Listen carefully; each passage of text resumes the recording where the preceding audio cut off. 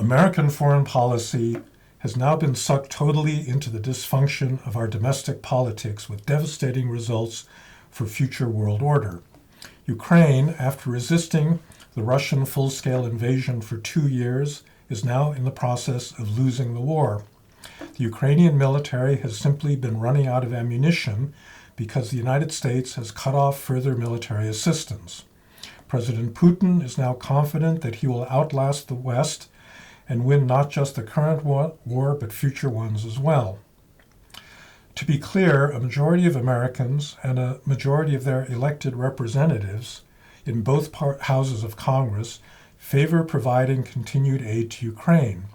There's been a bipartisan negotiation in the Senate that has led to a package deal that would provide this assistance as well as to Israel and Taiwan, provided that it is linked to tightened controls at the U.S. southern border. That is what Republicans have been loudly demanding for much of the past year.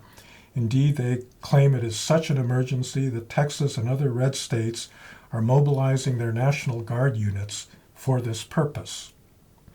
President Biden has recently asserted that he was willing to close the entire southern border if that is what it took to get the aid package through.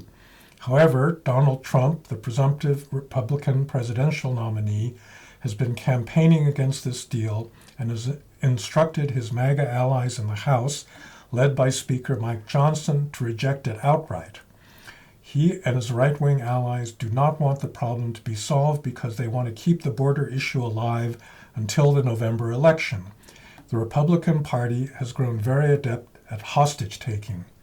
The hardcore MAGA wing represents a minority within a minority, and yet our institutional rules permit them to veto decisions clearly favored by a majority of Americans.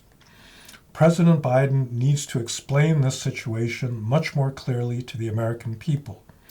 His administration has a tendency to think that it's sufficient to articulate a policy position once to make it stick. Biden needs to emulate Trump and repeat over and over and over again that it is Trump and the Republican radicals in the House that are blocking a solution to the southern border, as well as facilitating a Russian victory over Ukraine. The United States has for some time ceased to be a serious country. Our extreme polarization, combined with institutional rules that privilege minorities, makes it impossible for us to meet our international obligations. But we cannot begin to address these long-term problems unless we succeed at the short-term task of keeping Donald Trump and his MAGA Republicans out of power in the coming election. Thanks very much for listening. If you want to read the blog post in the Frankly Fukuyama series in American Purpose, please check the link in the description.